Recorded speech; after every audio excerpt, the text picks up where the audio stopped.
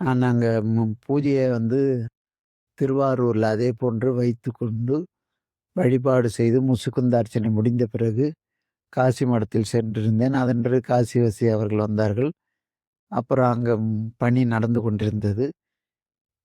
அதற்குள் மகா சன்னிதானம் அவர்களுக்கு ம் ஒரு அறுவை சிகிச்சை சொல்லியிருந்தோம்.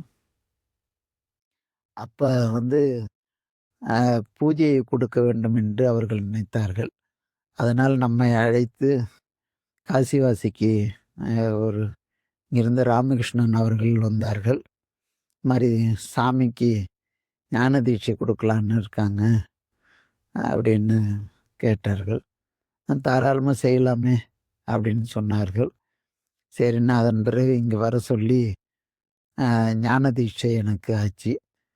அ நிர்வாண தீட்சை ஆன பிறகு பூஜை மறுநாளுக்கு மறுநாள் 2 நாள் இங்க இருந்து எப்படி பூஜை செய்வது என்பதை இதுனா அதற்கு முன்பாகவே நான் அங்க காசி மடத்துல ஞான தீட்சை ஆகாமலேயே உடையவர் பூஜை ஆன பிறகு நான் தான் அங்க பூஜை செய்து கொண்டிருந்தேன். அப்போது கூட சொன்னார்கள், ஞான தீட்சை இல்லாமல் செய்யலாம் அப்படின்னு சொல்லிட்டு அங்க செய்ய சொன்னார்கள். ஒரு முறை நான் அங்கிருந்து இங்க வந்தபோது குரு பூஜைக்கு வந்திருந்தோம்.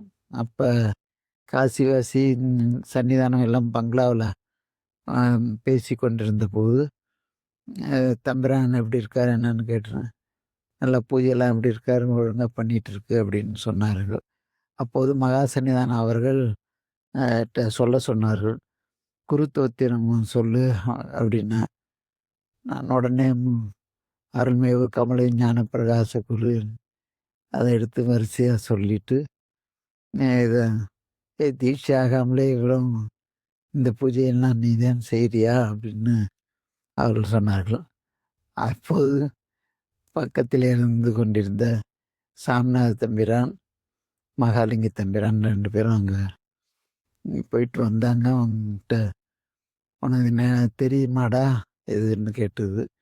அவங்க சாமி சாமின்னுட்டு சரியாக அதை அந்த குருத்தோத்திரத்தை சொல்லல. சாப்பாடு தான் அப்படின்னு சொல்லிட்டு விட்டுட்டாங்க. அதுலேருந்து அதுக்கு முன்பாகவே நான் அவர்களுடைய பழைய நோட்ட பார்த்து அதெல்லாம் படித்து வைத்திருந்தேன். அப்புறம் இங்க வந்து இதனால ஞான தீட்சை ஆச்சு. 2 நாள் இருந்து எல்லாம் பழகுனேன். பழகுன உடனே அப்புறம் காசிவாசி அவர் வந்து இதுங்கனார் சன்னியானத்திட்ட சொன்னார்.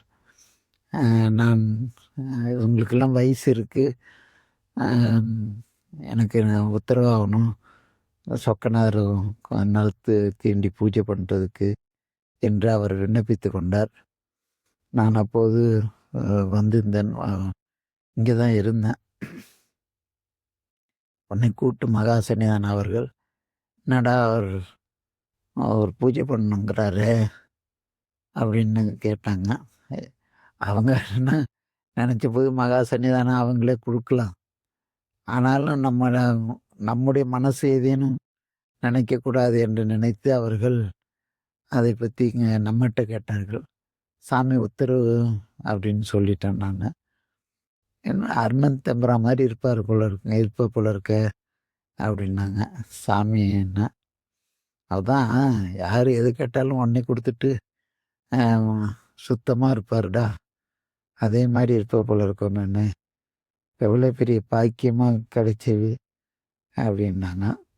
சமீபம் அவங்களும் திருக்கூட்டத்து அடியவர், அப்புறம் இதுங்களும் அப்படின்ட்டு சொன்னேன். அதன் பிறகு சரின்னு சொல்லிட்டு என்ன போய் அவங்ககிட்ட எப்படிலாம் நான் பூஜை பண்ணுறேங்க முறையே சொல்லுன்னு. அதற்கு நடுப்புற அவர்கள் குரு பூஜை முடிஞ்சு இங்கேருந்து காசி மடத்துக்கு போகின்ற போது விடியற்கால நானும் தான் அப்போ இருந்தேன்.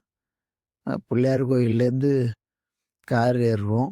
அப்போ ஏறும்போது எப்போதும் நான் தான் முன் சீட்டில் உக்காந்துருப்பேன்.